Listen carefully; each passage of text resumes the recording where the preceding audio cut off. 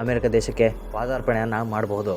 ಇನ್ನೂ ಸ್ವಲ್ಪ ಈ ಅಮೇರಿಕ ದೇಶದ ವೀಸಾದ ಬಗ್ಗೆ ಹೇಳೋದಾದರೆ, ಅಮೇರಿಕ ದೇಶದಲ್ಲಿ ಮಗ ಅಥವಾ ಮಗಳು ವಾಸ ಮಾಡ್ಕೊಂಡಿರ್ತಾರೆ. ತುಂಬ ವರ್ಷಗಳ ಕಾಲ ಉದ್ಯೋಗಕ್ಕೋಸ್ಕರನೋ ಅಥವಾ ಇನ್ನಿತರ ಯಾವುದೋ ಕಾರಣಕ್ಕೆ ಅಮೇರಿಕ ದೇಶದಲ್ಲಿ ವಾಸ ಮಾಡ್ಕೊಂಡಿರ್ತಾರೆ. ಅವ್ರನ್ನ ನೋಡೋಕ್ಕೆ ಅಂತ ಅವ್ರ ಅಪ್ಪ ಅಮ್ಮ ತುಂಬ ಕಾತುರದಿಂದ ಕಾಯ್ತಾ ಇರ್ತಾರೆ.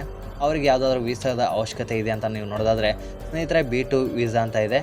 ಈ ವೀಸಾದ ಮೂಲಕ ಅಥವಾ ಅಮೇರಿಕ ದೇಶದಲ್ಲಿ ಅಪ್ಪ ಮಗಳು ಯಾರಾದರೂ ಇದ್ದರೆ ಅವ್ರನ್ನ ನೋಡ್ಕೊಂಬರೋದಕ್ಕೆ ಹೋಗ್ಬೋದು. ಏನಿಲ್ಲ ಅಂದರೂ 10 ವರ್ಷಗಳ ಕಾಲ ಈ ವೀಸಾದಲ್ಲಿ ಕಾಲಾವಕಾಶ ಇರುತ್ತೆ. 6 ತಿಂಗಳಿಗೆ ಒಂದ್ಸಲ ನೀವು ನಮ್ಮ ಭಾರತ ದೇಶಕ್ಕೆ ಭೇಟಿ ಕೊಟ್ಟು ತದನಂತರ ಮತ್ತೆ ಅಮೇರಿಕ ದೇಶಕ್ಕೆ ಮರಳಿ ನೀವು ಹೋಗ್ಬೋದು. ಈ ರೀತಿ 10 ವರ್ಷಗಳ ಕಾಲ ನೀವು ಅಮೇರಿಕ ದೇಶದಲ್ಲಿ ಇರ್ಬೋದು.